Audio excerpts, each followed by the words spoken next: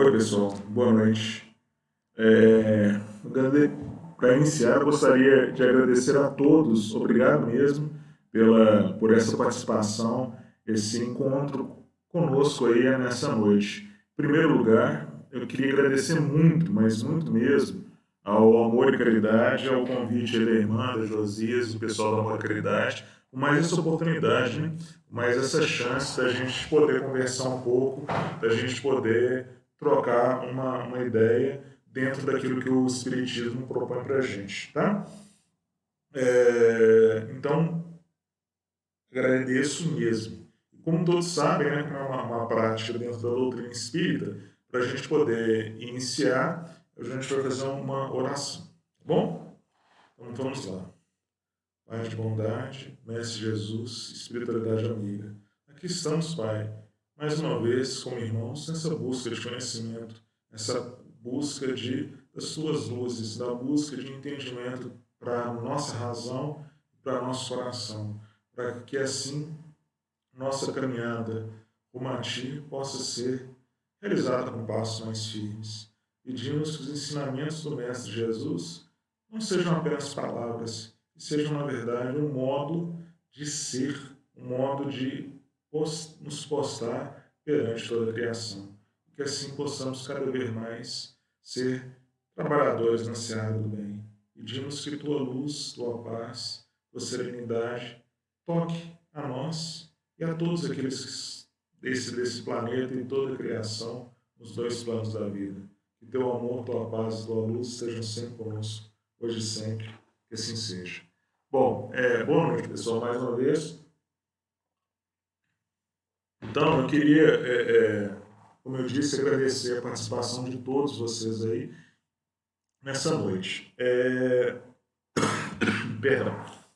Como é uma transmissão ao vivo, ela tem um certo atraso entre o que eu estou falando aqui, no momento que eu estou falando, e até o momento para chegar aí para vocês, tá? Mas eu estou olhando o tempo inteiro aqui o chat.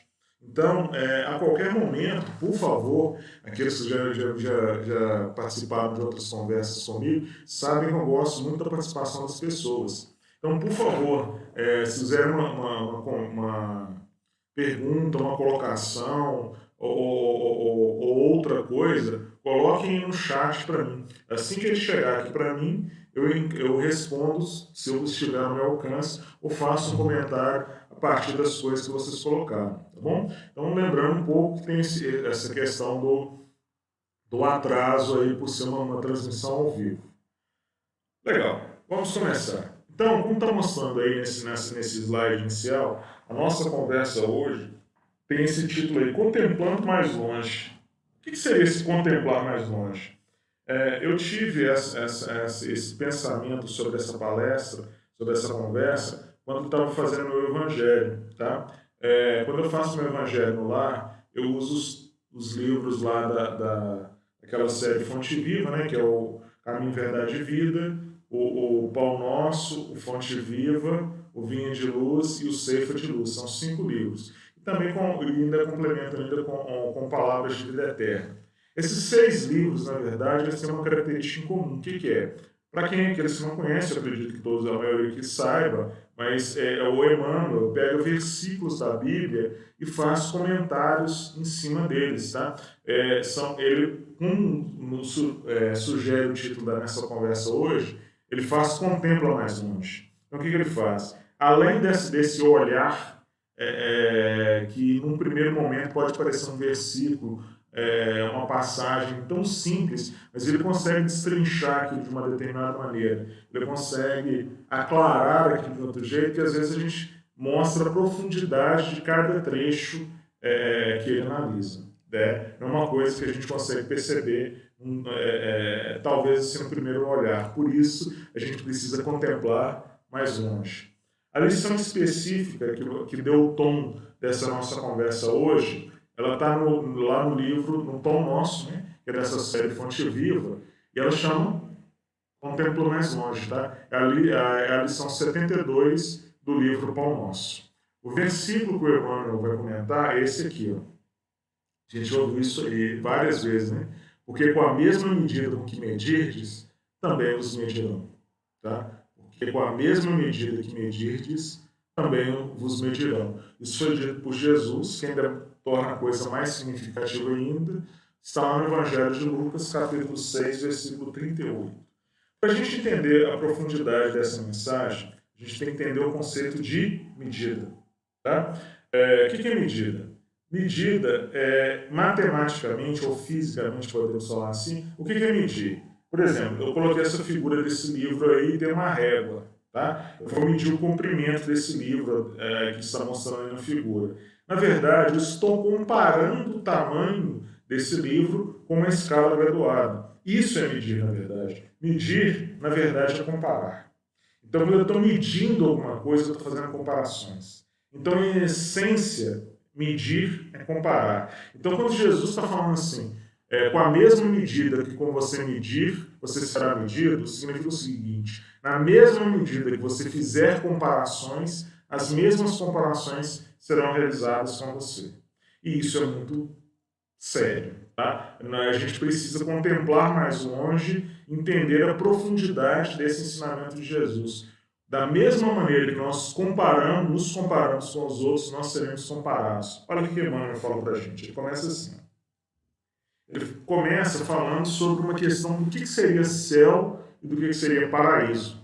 Tá? Porque os nossos conceitos de céu e paraíso têm que ser trabalhados. Às vezes a gente fala céu e acha que o nosso céu particular é o mesmo céu para todas as pessoas. E não é dessa forma. Tá? Cada um tem uma interpretação particular do que seria céu, do que seria paraíso.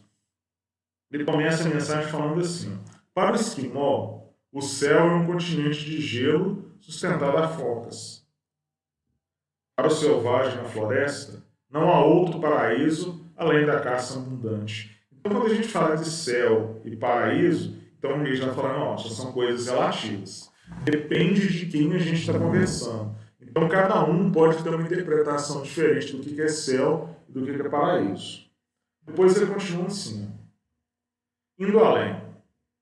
Para o homem de religião sectária, a glória de Além-túmulo pertence exclusivamente a ele e todos que lhes se afeiçoam. Então, as pessoas de religião sectária são aquelas que consideram que o caminho dela não é o melhor apenas, eles consideram que o caminho deles é o único. Tá? Então, todos aqueles que estão fora daquela crença deles, todos aqueles que têm um modo diferente de pensar que não seja o dele, eles estão no caminho errado. Tá? Então, como foi dito aí, a glória do além-túmulo é só para aqueles que acreditam na mesma crença do que ele. Será que é isso? Ele depois continua. Para o sábio, este mundo e os círculos celestiais que o rodeiam são pequeninos departamentos do universo. Aí ele expandiu um pouco, né?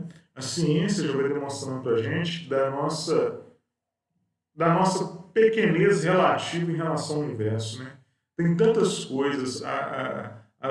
O planeta Terra é um planetinha dentro de um sistema solar que é minúsculo, perdido num canto de uma galáxia que está também perdida numa infinidade de outras galáxias espalhadas por esse universo, né? E a ciência demonstra para a gente que cada vez mais há multiversos, né? Há muitos outros universos. Como Jesus muito bem disse para a gente, há muitas moradas na casa do Pai. Então, cada vez mais a ciência demonstra que há muitos outros universos aí na criação. Então, a gente precisa expandir o nosso conhecimento. Olha como é que o Emmanuel está aumentando o grau de percepção, cada vez contemplando mais longe. Transfere a observação para o teu campo de existência diária e não ouvides, ou seja, esqueça, né, que situações externas serão retratadas em teu plano interior segundo o material de reflexão que acolhes na consciência. Essa frase é muito bonita. Que as situações externas serão retratadas no teu plano interior segundo o material de reflexão que acolhes na consciência. O que o Emmanuel está colocando aqui para a gente? Que a nossa percepção do mundo, tá, tem a ver com a nossa forma de pensar. A forma como eu enxergo o mundo, a forma como eu percebo as coisas à minha volta, tem a ver com o que eu penso, tem a ver a forma com que eu enxergo as coisas no sentido, não apenas no sentido físico, da utilização dos olhos, mas no sentido espiritual, no sentido de percepção das coisas. Ele vai esmiuçar isso um pouco, a gente vai entender isso aqui melhor. Se perseverares na cólera, todas as forças em torno de ti parecerão iradas. Já perceberam? Eu uso óculos, talvez, acredito que alguns dos que estão me ouvindo aqui agora também utilizam os óculos. É engraçado, né? Porque tudo que passa para atingir meus olhos, toda a luz, ela passa pela lente. Então, essa lente, ela funciona como um filtro. Então, o Emmanuel está falando que é o seguinte, é como se o nosso espírito também tivesse um óculos, que ele filtra as coisas, as percepções da minha volta. Se eu tenho um olhar de cólera, tudo à minha volta parecerá tocado pela ira.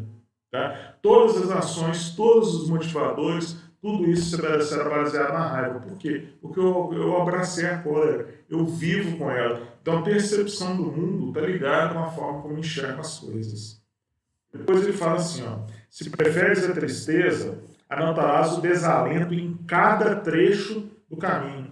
Eu lembro do desenho do Uruca, lá dos Flintstones, falando assim, ó vida, ele andava até com uma nuvenzinha preta em cima da cabeça. É exatamente isso, porque ele via coisas ruins à sua volta. Então aquela nuvem simbólica que ele carregava, aquela nuvem na verdade estava no íntimo dele, né? Tudo que está à volta dele é desalento, tudo à volta dele é triste, tudo à volta dele é ruim. Por quê? Porque esse que é o estado mental que ele vive. É isso que é a condição psíquica que ele estabelece. Ao fazer isso, tudo na sua volta será ruim. Se duvidas de ti próprio, ninguém confia em teu esforço. Então, as pessoas, o que ele está falando? Elas acabam percebendo isso, né? Essas nossas energias, os nossos comportamentos nos cercam. Então, isso é perceptível para as outras pessoas. Então, essa áurea que eu crio em torno de mim, ela é perceptível para as outras pessoas. Você já viu algumas pessoas, quando chegam em determinado ambiente, parece que carrega e realmente fica pesado? Parece que não fica, porque é a energia que ele está trazendo, é o pensamento. Ele está, o Espiritismo explica para a gente que o céu e o inferno, na verdade, são escolhas de vida, né?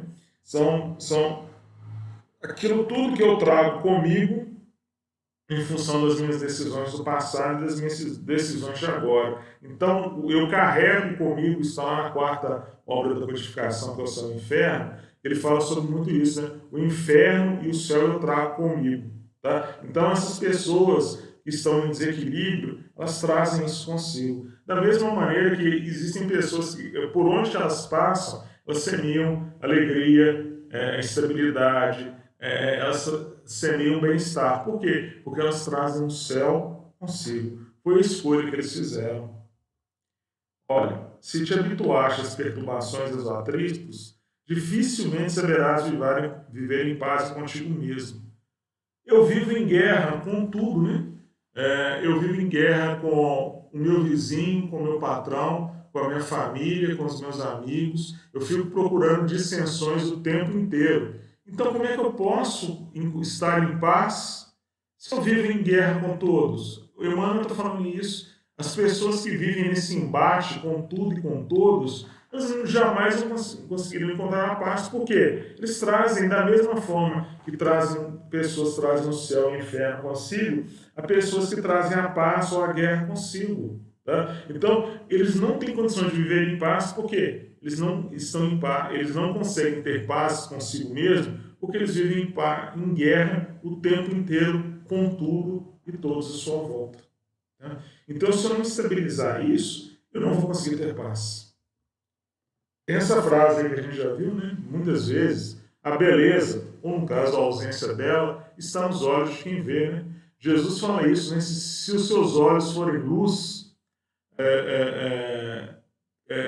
se seus olhos forem bons, teu corpo será luz. Tem a ver muito com a sua percepção, né? Da forma como você enxerga o mundo. A beleza está no olhar, também a perturbação de quem vê.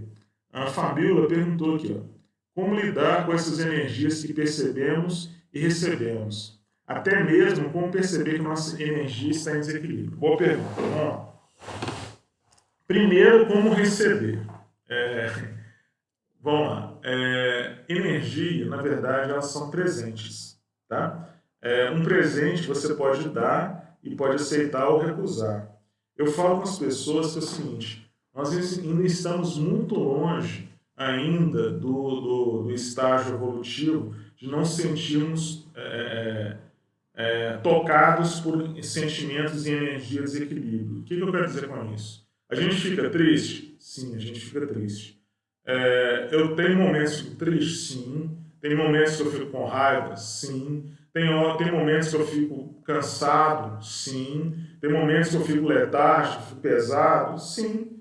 Não há problema nisso. A questão é trabalhar, os três pontos que a gente tem que trabalhar intensidade, duração e frequência. Tá? Então a gente ainda não está no estágio de evolução de não ser, às vezes, recebeu essa energia, essa transmissão da outra pessoa. Mas a questão é o quanto de tempo que eu me permito ficar com aquilo. Tá? O que eu posso dar de sugestão é aquilo que eu falo, que eu tento fazer comigo. Quero entrar num processo de oração, um processo de mudança de sintonia. Eu recebi aquela energia em desequilíbrio, eu recebi aquela coisa que não me fez bem. A questão é, eu não quero isso para mim. Tá? Ela me afetou, afetou, mas eu vou fazer o meu esforço, cada um encontra um mecanismo de poder trabalhar e não permitir que aquilo fique muito tempo. Igual eu disse, aparecer é o nosso estágio evolutivo, vai aparecer. Mas a questão é intensidade, duração e frequência. É não se permitir ficar aquilo por muito tempo. E a questão é essa obra aí, mas como é que eu percebo isso? Gente, isso aí não tem forma pronta, né? Eu conheço ti mesmo. Se você percebe que você começou a um olhar mais pesado, mais cinza, mais desesperançoso, eu falo que isso é um alerta que você precisa mudar de sintonia. Por quê? Gente, vida é oportunidade, vida é crescimento, vida é uma chance de crescimento espiritual. A gente vai falar isso mais para frente. Se eu fui tocado por algo que não está legal, aí cabe a mim perceber que se eu estava bem, algo me alterou, eu tenho que olhar e falar, oh, isso aqui não está legal não. Aí eu vou procurar uma outra sintonia, procurar fazer algo que esteja além de mim. Tem uma passagem rápida, para a gente não estender muito nesse assunto, que está lá nas muitas vidas de Chico Xavier, lá do Marcelo Sotomayor.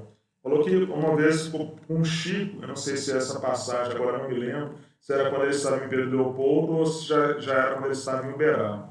Chegou um senhor lá para o Chico e perguntou: Chico, o que eu faço na minha vida? Eu tenho boa saúde, minha situação econômica é muito boa, eu tenho uma excelente família, não tenho nada a reclamar da minha vida em geral, mas mesmo assim eu sou muito triste. Eu Chico, na simplicidade dele, dá um conselho fundamental para o meu filho. Talvez em você falte a felicidade do outro. Então, acho que às vezes, quando eu falo assim, as pessoas estão muito perdidas olhando para si, eu acho uma forma de mudar essas energias ruins que recebemos. Mudar o nosso estado é tentar levar algo de si para o outro. Tá? Porque Jesus já nos disse, né? Amar a Deus, amar ao próximo e amar a si. Então, eu acho que essas duas coisas, amar a si e amar ao próximo, eles são extremamente entrelaçadas. E quando eu trabalho essas duas, eu consigo amar a Deus. Então, o grande passo é dedicar um pouco em relação ao outro. Bom, Fabio? Bom, respirarás na zona superior ou inferior, torturada ou tranquila, em que colocas a própria mente. E dentro da olha que essa frase é pesada, olha. E dentro da organização na qual te comprases, viverás com os gênios que invocas.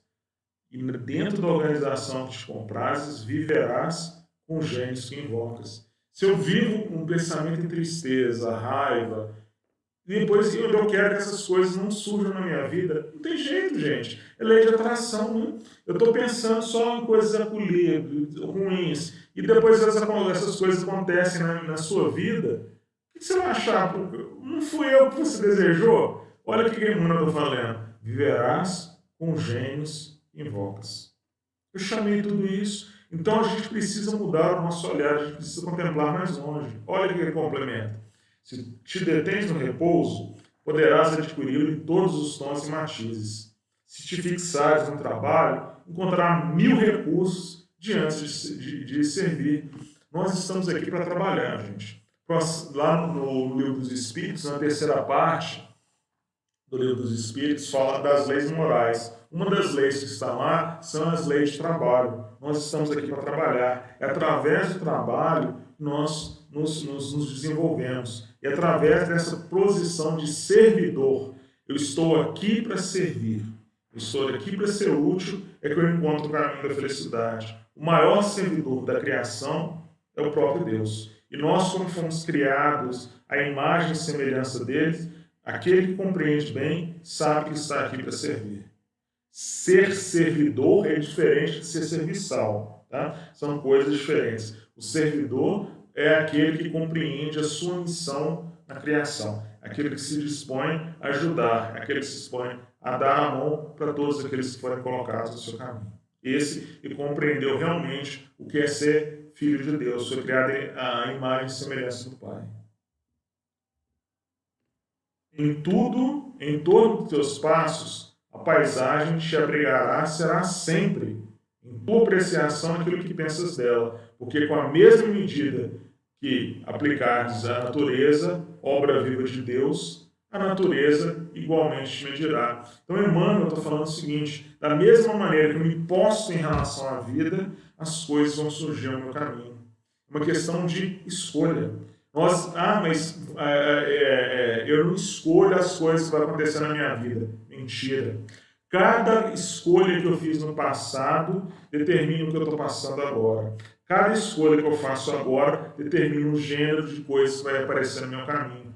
A cada momento eu estou construindo meu futuro. É isso que Emmanuel está falando para a gente. Porque com a mesma medida que aplicares à natureza, da mesma medida dos meus pensamentos, das minhas ações, eu vou atrair coisas para a minha vida. É dessa maneira que a natureza vai te medir. Se eu procuro coisas em harmonia, em equilíbrio, em paz, compreendendo a necessidade de servir, essas coisas serão atraídas para mim, para o meu caminho. Simples assim.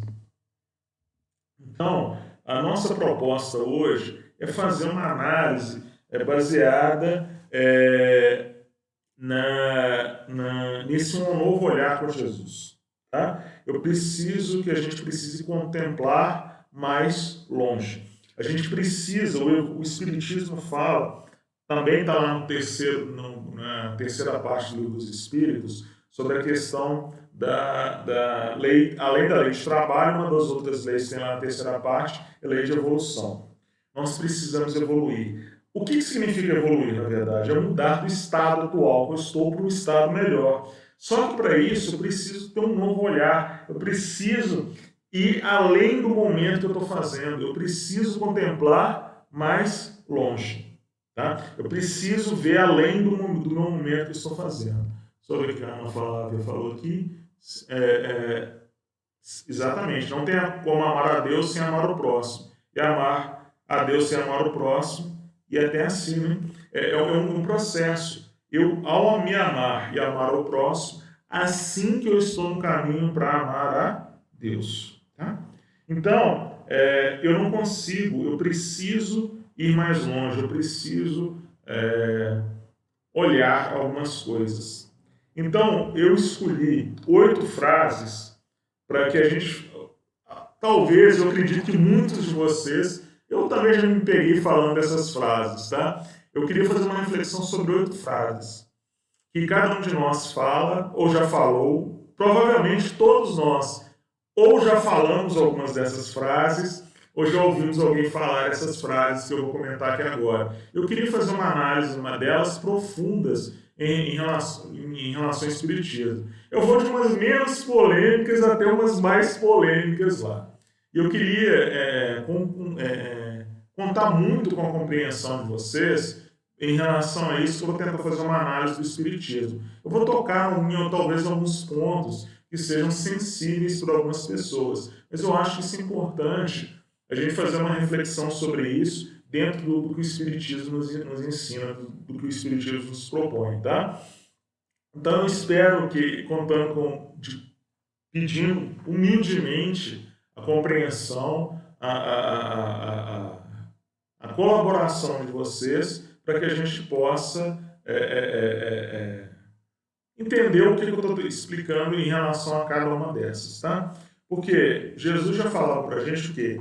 Que a boca só fala do que o coração está cheio. Então, eu acho que a gente deveria ter muito cuidado com as nossas frases, porque muitas dessas 8 frases que eu vou comentar com vocês, algumas delas são lugares comuns, tá? O que é um lugar comum? Uma frase que às vezes a gente fala tão mecanicamente que a gente não faz uma reflexão sobre elas. E eu acho que é muito necessário a gente refletir sobre elas para nos posicionar, para a gente realmente poder contemplar mais longe. Porque eu mostro, eu sou espírita, que eu tento viver o Evangelho do Cristo, não é só dizendo que eu sou espírita, mas é através das minhas ações. E uma coisa que é muito fundamental para isso é daquilo que eu falo, da qual é o meu discurso em relação ao outro. Tá? Então a gente tem que tomar muito, muito, muito cuidado com o que a gente fala. Tá? Então a primeira frase que eu gostaria de conversar com vocês, vocês já ouviram essa frase? No meu tempo as coisas eram melhores. Normalmente a pessoa fala disso no passado com um certo sentimento nostálgico, né? Parece que no passado as coisas eram melhores e em algum ponto as coisas se perderam. Parece que a humanidade está num processo de degradação, né? Parece que antigamente as coisas eram melhores e agora, por algum motivo, tudo piorou. Mas será que funciona isso mesmo? Tá? Será que repetir uma experiência faz ela se tornar melhor? A Fabíola colocou aqui, o incômodo gera mudança e sair de conforto é essencial. É isso mesmo, Fabíola. O que acontece? A zona de conforto, nossa, e eu falo nossa de todos nós, ela tem 2 perigos. Quais são os perigos da zona de conforto? Primeiro, a zona de conforto, por que eu tenho tanta resistência à mudança? Eu criei essa zona de conforto. Porque para eu mudar, eu preciso fazer o quê? Movimento. Para eu movimentar, eu preciso gastar energia. Então, geralmente, o que eu faço? Dá muito esforço. Então, é melhor eu continuar do meu jeito. Tá? Mas não tem jeito. Tá? Lei de evolução. Eu vou ser compelido a modificar. E a segunda questão da lei de conforto, que é essa necessidade de mudança, é porque quando eu mudo para algo novo, eu não conheço, né? Então, o que acontece? A zona de conforto tem esse aparente aconchego, essa aparente proteção, porque é um lugar que eu conheço. E se eu já é um lugar que eu conheço os resultados. Quando eu me mudo para outro lugar, ou eu faço esse movimento de mudança, eu não sei os resultados. Mas é isso que é necessário fazer para conseguir me aprimorar. Então eu tenho que parar com essa visão, às vezes, no meu tempo as coisas eram melhores. Por quê? Vamos ver, baseado nisso que eu estou falando. Lá na questão 783, olha o comentário de Kardec. Sendo um progresso uma condição da natureza humana, ninguém tem condição de se opor a ele. É uma força viva que as más leis podem retardar, mas não asfixiar. Então, gente, não tem jeito de a gente fugir do progresso. O progresso é uma condição necessária para a humanidade. As coisas precisam mudar. Eu gosto muito, muito, muito dessa frase que está lá no Eclesiastes. Tá? Eclesiastes fala o seguinte, tudo tem o seu tempo determinado e há tempo para todo propósito debaixo do céu. Tá? Então, tudo tem o seu tempo determinado. Então, aquelas coisas que aconteceram no passado, elas foram significativas? Sim, foram, mas naquele tempo. Então, eu não posso viver congelado, eu não posso viver cristalizado naquele momento. A Luciana lembrou que essa frase que eu comentei aí, as coisas eram melhores no meu tempo, é contra a lei do progresso, e realmente é necessário.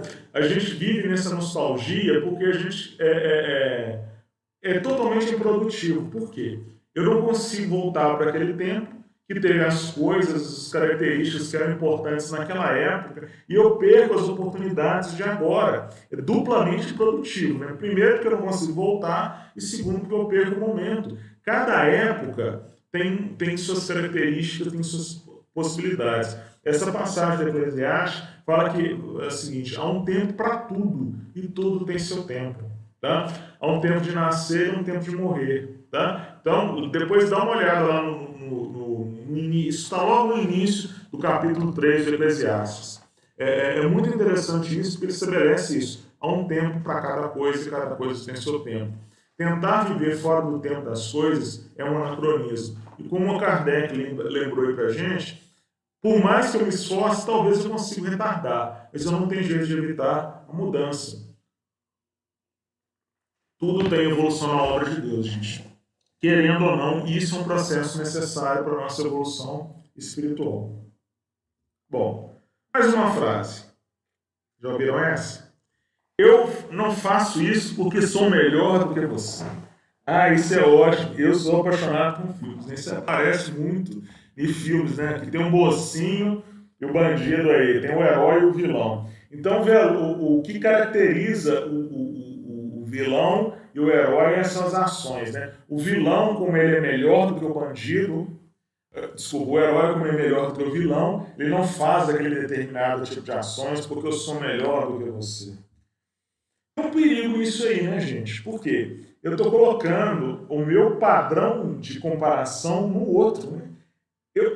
O Espiritismo explica para a gente que todo padrão de comparação baseado no outro, ele é vazio. Tá? Por quê?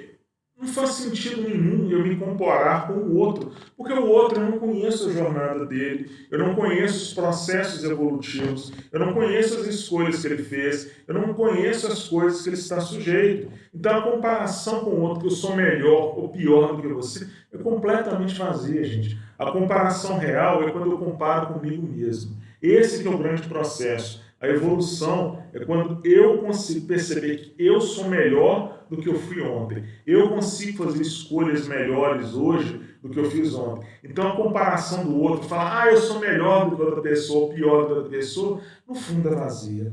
Por quê? No fundo, eu posso mudar outra pessoa? Não. Um único ser da criação, um único ser da criação que eu tenho a capacidade de mudar, sou só eu mesmo. Tá? Então eu não mudo ninguém, absolutamente ninguém, a não ser eu mesmo. Então toda comparação pautada no outro é vazia. A Luciana comentou em relação ao outro que a humanidade está evoluindo. E nosso papel é realmente, Luciana, é auxiliar o progresso e não ideias de retrocesso. Eu vou falar isso aqui mais no próximo tópico, vai falar exatamente sobre isso, tá? A gente vai voltar nesse conceito, até adiantou um próximo aqui. Mas na questão 919, olha o que acontece. Kardec pergunta o quê? Para a espiritualidade. Qual o meio mais prático, qual o meio prático mais eficaz que tem um homem de melhorar nesta vida de existir atração ao próprio mal? Responde também que a Fabíola falou um pouco mais atrás. Que é o quê? Um sábio da antiguidade já disse, conheça ti mesmo. Porque ao me conhecer é que eu percebo o que eu preciso melhorar. Não é me comparando com o outro. Como eu disse, a comparação com o outro é vazia. Eu que tenho que fazer esse processo de autoconhecimento e entender que isso é ruim ou não, se isso é bom ou não para mim. É essa a questão. E voltando ainda lá no ensinamento do Emmanuel, falando do julgamento, quem julga o outro, no fundo, mede a si mesmo. Tá? Não é com a mesma medida que você medir, você não vai ser medido. Foi essa a mensagem lá inicial nossa, que foi o versículo que o Emmanuel analisou. Quem julga o outro, quem mede o outro, no fundo está medindo a si mesmo. Porque as comparações que eu utilizo com os outros é que serão utilizadas para poder me avaliar. Como está dizendo, eu tenho de parar dessa comparação tão pequena, gente. Fala que eu sou melhor ou pior que outra pessoa. O processo nosso de evolução é de comparação comigo mesmo. Eu acho essa imagem sensacional, né?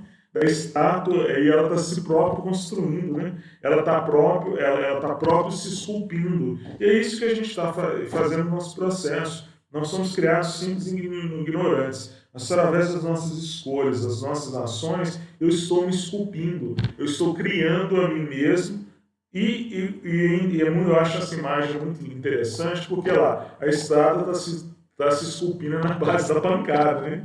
É na base, às vezes, de algumas forças que eu tenho que fazer para fazer isso, porque senão eu vou continuar do mesmo jeito. Ela vai continuar presa simbolicamente. Para ela se libertar, para ela se ter movimento, eu tenho que me construir, eu tenho que me esculpir. Voltando isso aí da Luciana, vai ser o próximo tópico, é o quarto, mas esse aqui tem muito a ver com isso.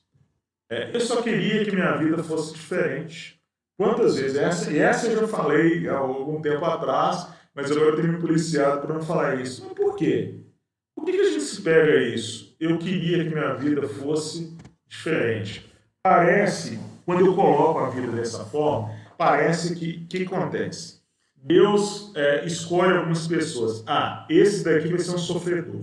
Esse daqui tudo na vida dele vai dar errado. Ah, para aquele outro ali, as coisas vão dar certo. Parece que a nossa vida acontece ao acaso. Então, quando eu falo que eu queria que minha vida fosse diferente, dá a impressão que o quê? Que tem coisas erradas na minha vida, que não dependem de mim, que foram impostas no meu caminho. E não é assim. O Espiritismo é de extrema responsabilidade, porque ele traz tudo isso para mim.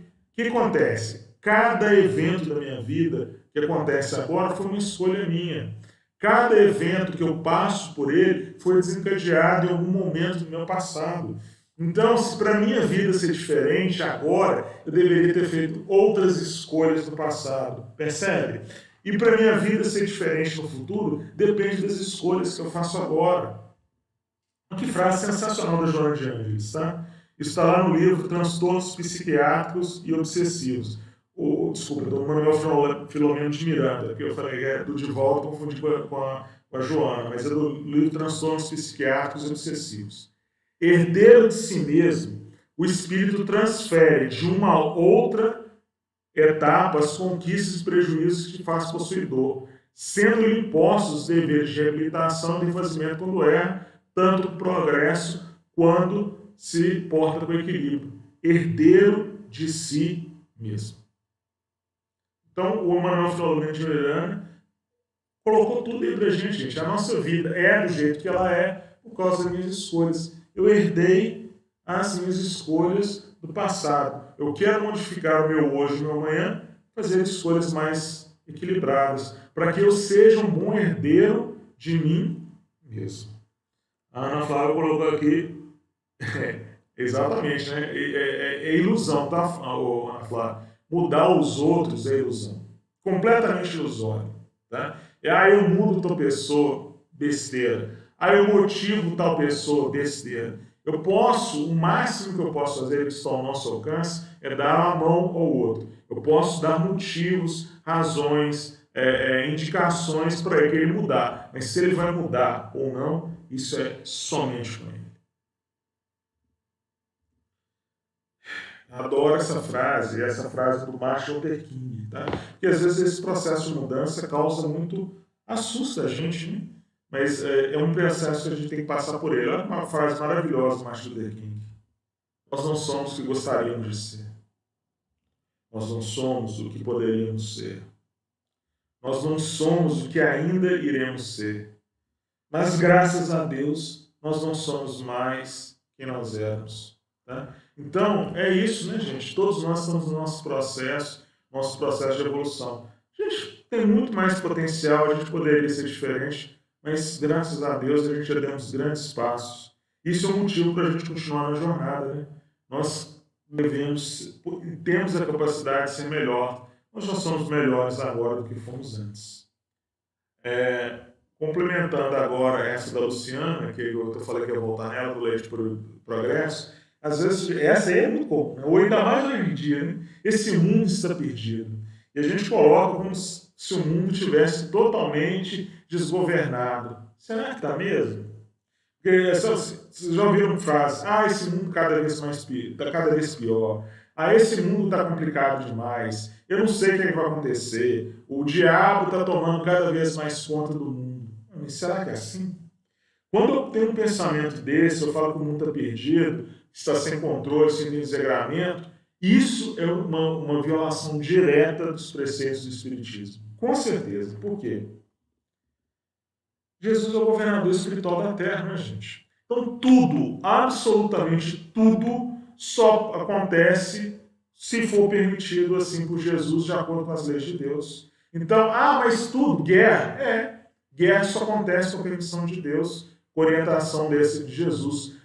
Então, esse momento de pandemia que a gente está vivendo, com certeza, isso foi planejado, isso foi permitido, isso foi organizado, com o intuito de quê? De a longo prazo nós nos melhorarmos. Jesus é o governador espiritual da Terra. Se eu falo que o mundo está perdido, eu estou violando diretamente esse conceito. Eu estou negando toda a organização de Jesus e dos emissários de luz que trabalham junto com ele. Eu estou falando que tudo isso acontece ao acaso. Então Jesus foi surpreendido por causa de ações e escolhas do mundo que levaram a ter uma pandemia. Jesus foi surpreendido. Não era para isso ter acontecido. Era para ter acontecido por causa das nossas escolhas, dos nossos caminhos. Né? Então, a Fabiola colocou, acreditar que pode mudar o outro simplesmente por nossa vontade, uma caminhada certa para anulação. Exatamente, você se perde. Não tem infrutífero perda de tempo. Nessa questão de Jesus, está lá nos livros, no Caminho da Luz, no livro Desperte Seja Feliz, tá? Tem várias dessas aqui que colocam. Essa da Joana de Anjos, muito poética, olha aqui.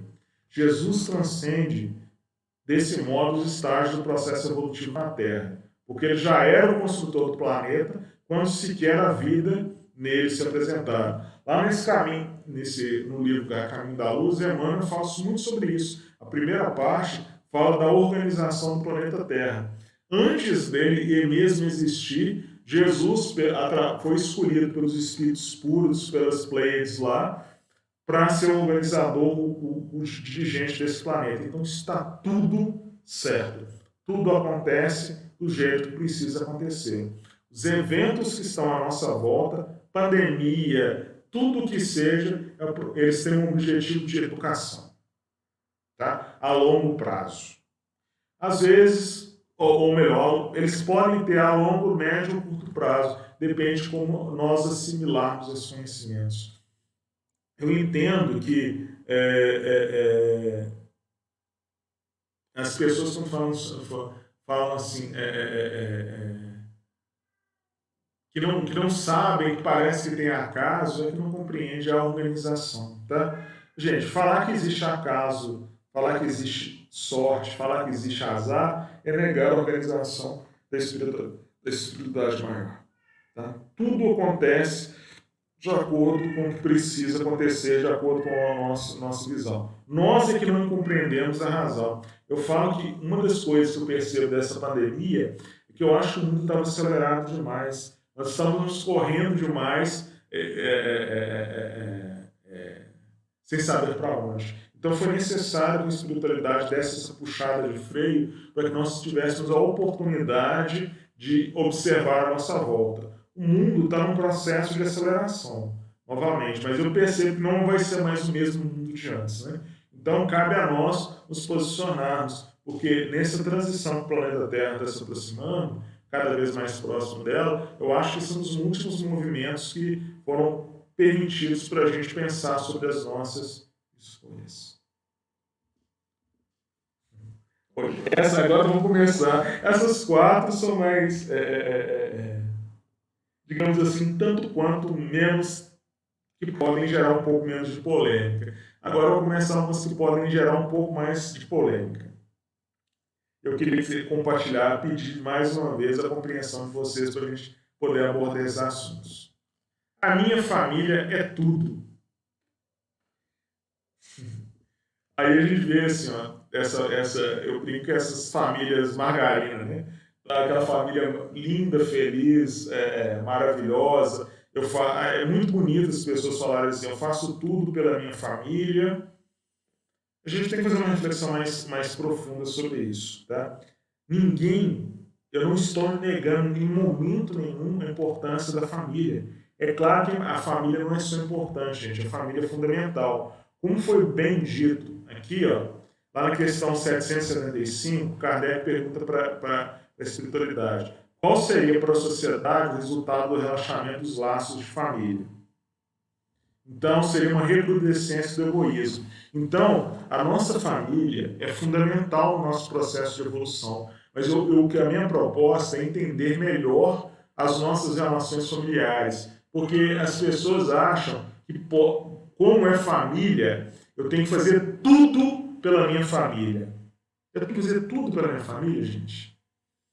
Esse é um pensamento que eu acho perigoso. Família sempre em primeiro lugar. Eu não sei se esse é um raciocínio válido, no sentido de quê? Das consequências, né? Porque a família é um local de aprendizado, a família é um local de desenvolvimento, é a base do nosso processo de evolução, mas ela tem que ser entendida como isso. Tudo, absolutamente tudo pela minha família é complicado. Porque se você perguntar para uma pessoa, um político, outra pessoa que desviou dinheiro. Qual que é a argumentação dele? Eu fiz aquilo tudo para garantir um futuro para os meus filhos. Eu fiz aquilo pela minha família. Será? Então, essa argumentação da família, a gente tem que manter isso sob um certo olhar, sob um certo distanciamento. Olha o que o próprio Jesus disse sobre família. Porque daqui em diante estarão 5 divididos numa casa, 3 contra 2 e 2 contra 3. O pai estará dividido contra o filho, e o filho contra o pai.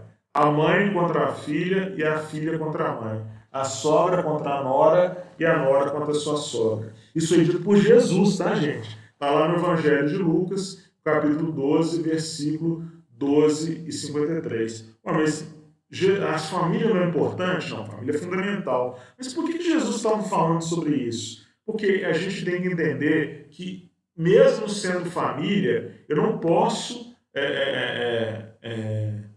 acobertar ou ser conivente em qualquer situação com o que meus filhos fazem. A gente lembra disso, meu filho cometeu um crime. Então eu vou fazer de tudo que está ao meu alcance para o meu filho não ir para a cadeia. Tá, beleza, contrato de advogados, tudo que for lícito, sim. Mas fazer tudo coisa, mesmo os ilícitos, para evitar que o filho vá para a cadeia, né, que ele não arque pelas consequências de um ato dele, eu não sei se isso é um bom caminho, eu acredito que não. Então, por isso que eu acho que a gente tem que entender essa questão que Jesus propõe para a gente, dessa que mesmo na família, mesmo sendo família, nem tudo é lícito, nem tudo é permitido. Olha como é que Jesus olha essa figura de linguagem. Ele fala o seguinte: eu vou ter o pai e a mãe, que geralmente o pai, a mãe e a sogra, né, estão numa geração. Ele estabelece que vai ter 2 contra 3. Qual seriam esses outros 3? Seria um filho que casou, né, com a nora e uma outra filha. Então, o que acontece? Um dos possíveis dissensões é a questão de gerações, né? Então, a gente viu que tem a lei de progresso. Aqueles que vieram depois de nós, eles têm um olhar diferente. Talvez eles tenham uma capacidade de ver as coisas diferentes. E é natural, gente, a lei de progresso. Não é aquele argumento, só porque eu fazia diferente em outro tempo, perde a razão de ser, né? Então, essa dissensão, que uma das possíveis coisas que podem haver na família, esses olhares diferentes, né? E é colocado também a nora, por exemplo, ela vem de uma outra família para compor o núcleo familiar, traz outras ideias, tem outros movimentos. Então, a gente tem que entender a importância da família, sim, família é fundamental. Família em primeiro lugar, acima de tudo e de todos, em qualquer situação, é esse questionamento que eu faço com vocês. Será que é isso? Em toda situação, tudo, absolutamente tudo é justificável quando eu faço em nome da família? Não sei. Não acho que isso não é um caminho produtivo. E é por isso que eu peço a reflexão de vocês sobre esse olhar, tá? É nisso que eu peço a compreensão de vocês, porque eu sei que cada um de nós tem um apego, tem esse olhar em relação às próprias famílias. Mas é isso que eu estou te falando, é que lembrar que todos os membros da minha família também são espíritos em evolução e cometem falhas, têm erros e acertos.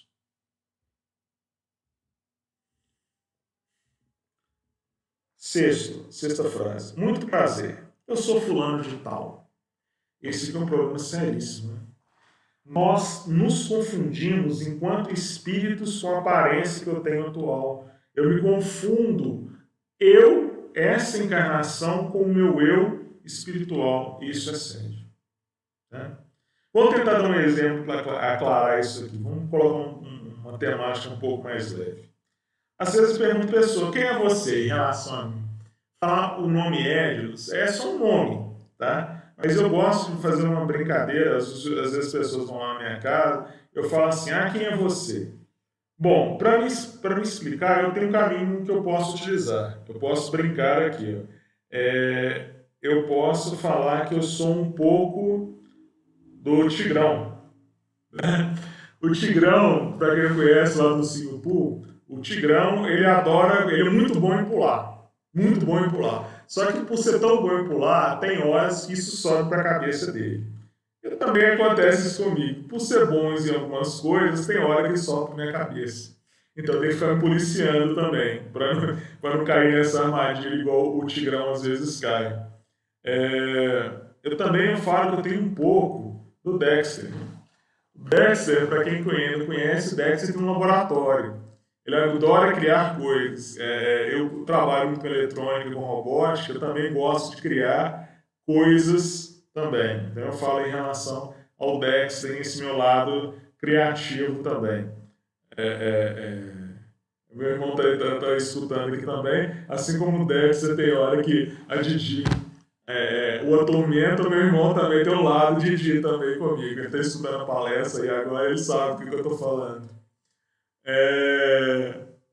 Eu falo que tem horas que eu tenho um lado burro também, do burro do Shrek. O burro do Shrek é muito alegre, mas ele fala demais, né? Eu reconheço que tem horas que eu falo demais também. Eu exerço esse lado falastrão do burro e tem hora que eu deveria ter ficado calado e eu reconheço que eu falo demais. Tem o meu lado também, Samurai Jack, né? Para quem conhece o desenho, às vezes, do Samurai Jack, o Samurai Jack ele é um personagem, ele fica pouco tempo em determinados lugares, ele tem uma trajetória, ele é solitário, ele anda de tempos em tempos ajudando quem aparece no caminho dele, ajuda e vai embora. Eu também tenho esse lado do Samurai Jack, de ficar pouco tempo e seguir ajudando.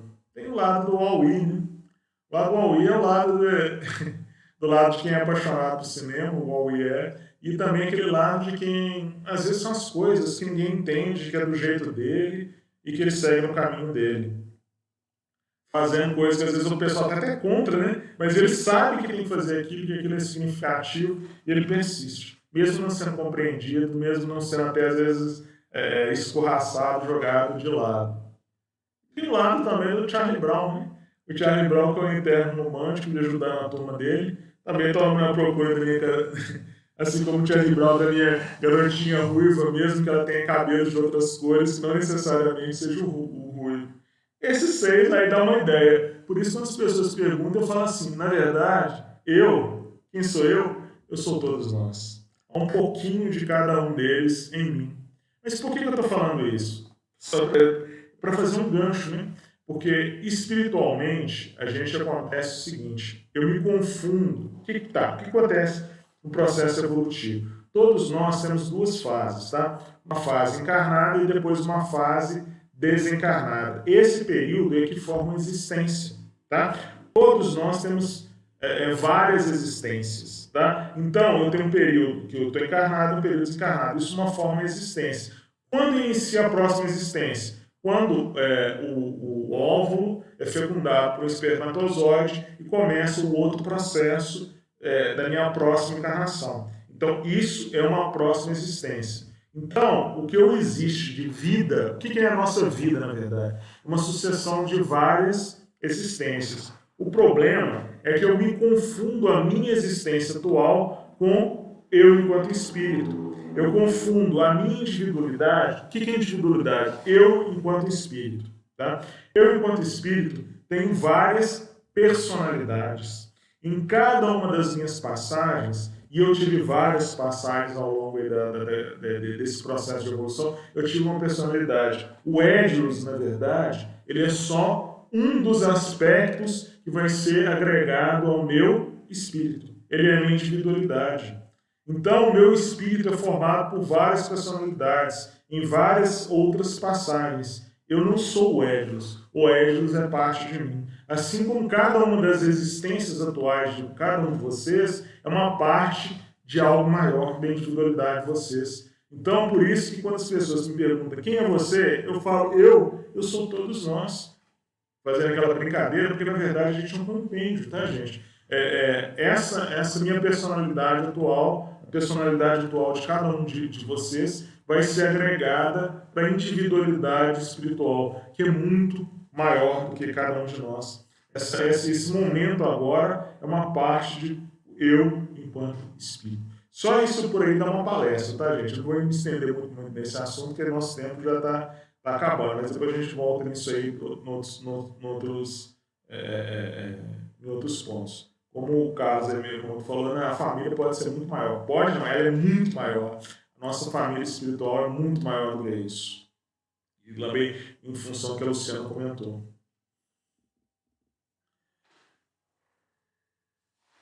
Não sei viver sem você. Essa aqui é o pessoal que é romântico, adora isso, né?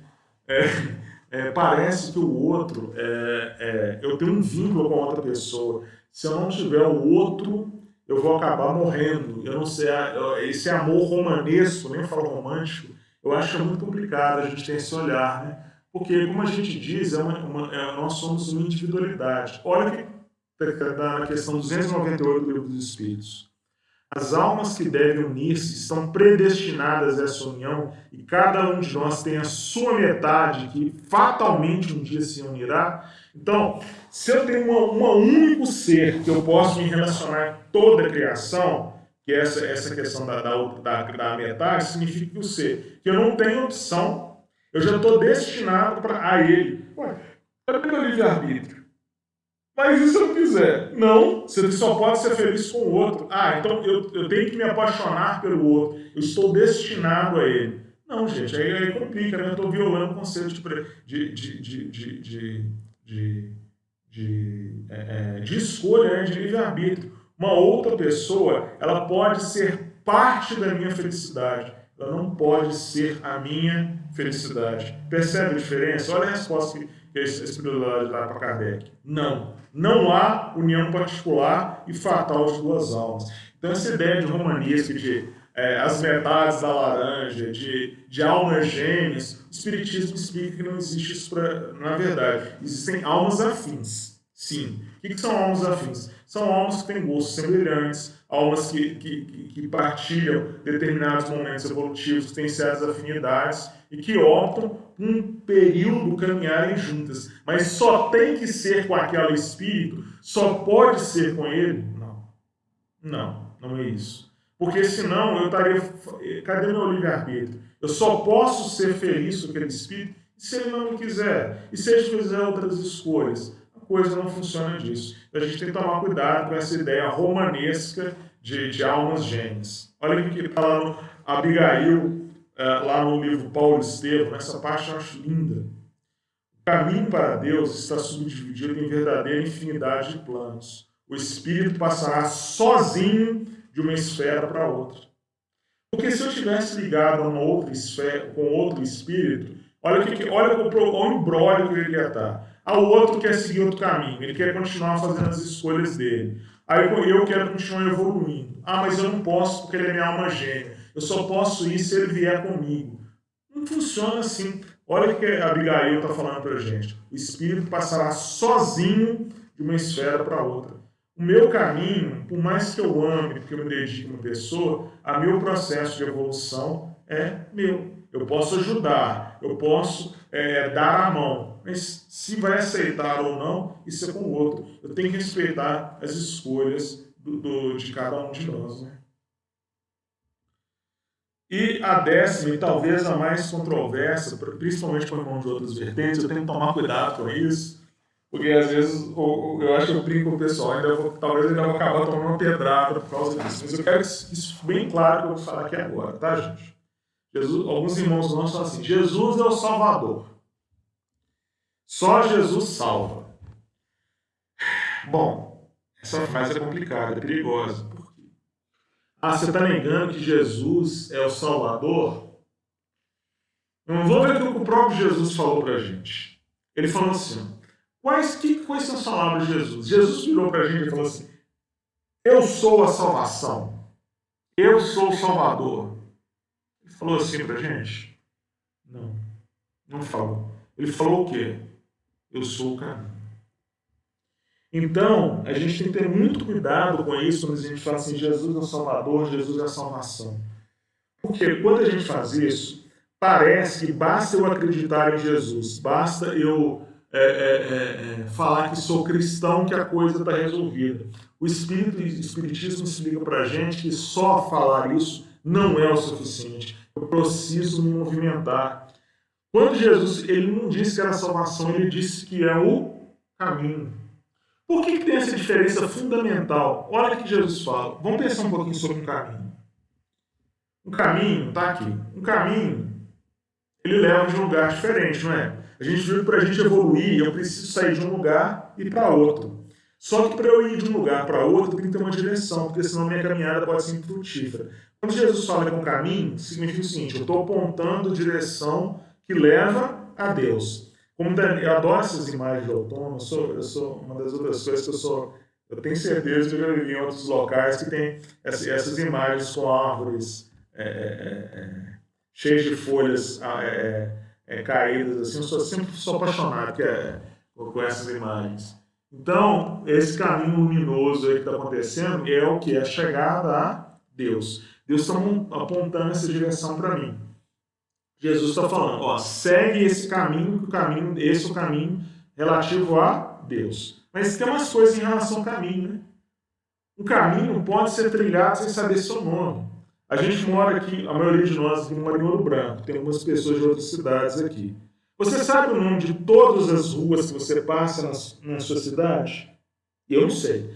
E aqui de Ouro Branco tem um monte de pessoas que falam assim, você sabe rua aqui? Não. Eu sei o nome da rua que eu moro. As outras ruas tem um monte de rua que eu passo todos os dias que eu não tenho a menor ideia do nome dela. Mas eu preciso saber o nome da rua para trilhar? É isso que eu falo, porque quando eu falo de Jesus e a salvação, a gente tem que lembrar porque os nossos irmãos de outras vertentes estão excluindo todo mundo que não é cristão. 2/3 da humanidade, gente, não é cristã. Apenas 1/3 da humanidade, aproximadamente, é cristã. Então, como é que vai fazer?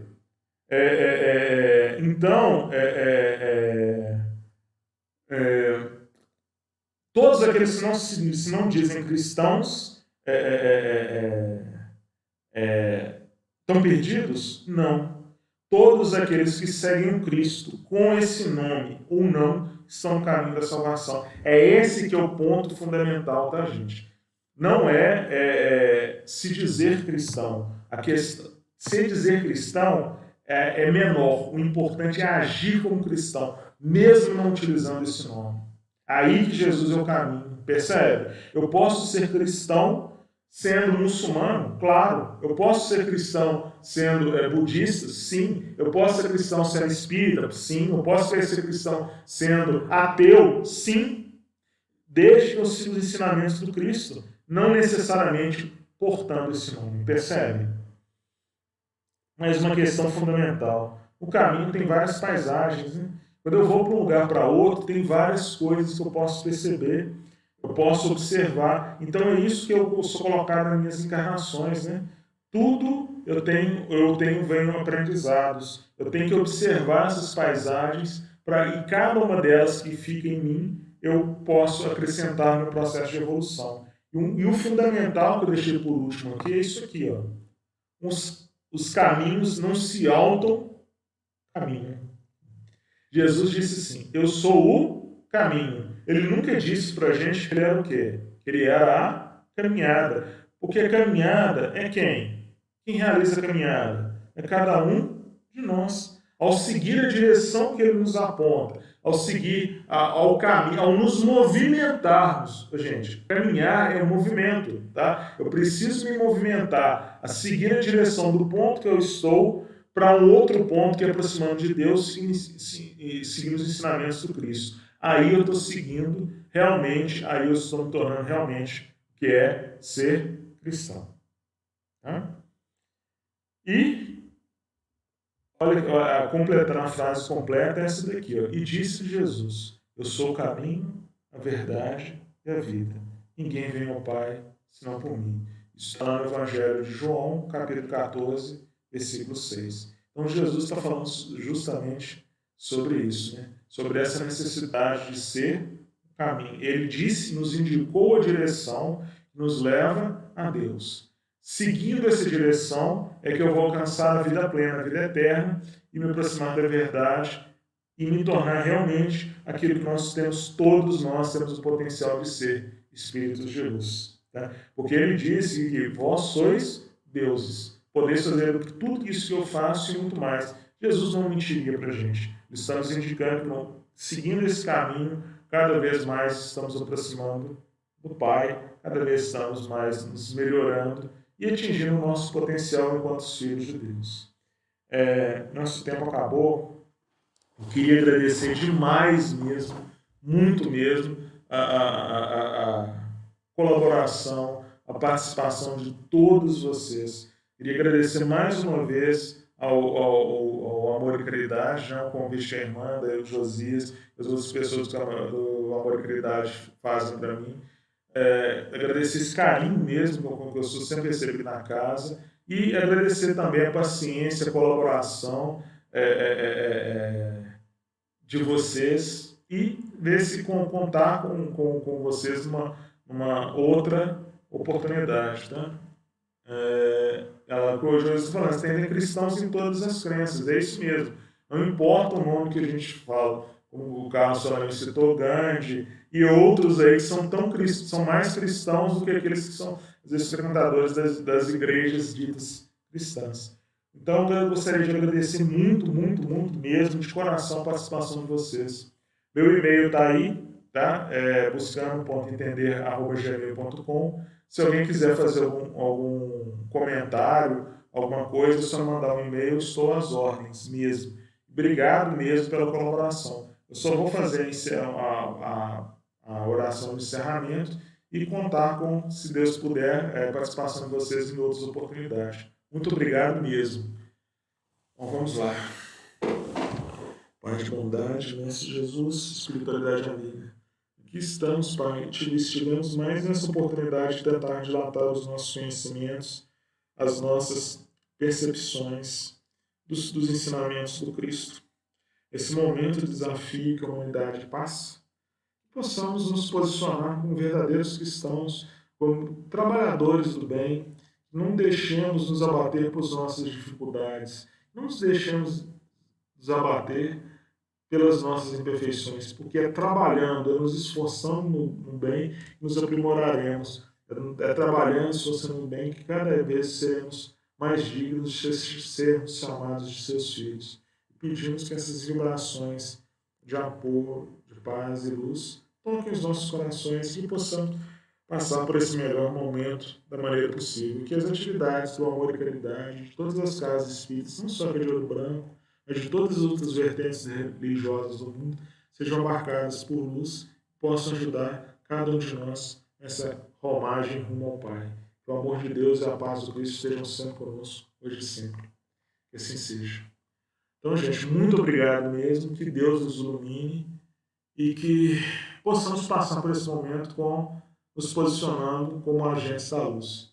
O amor de Deus e a paz do Cristo estejam sempre conosco, hoje e sempre. Fiquem com Deus.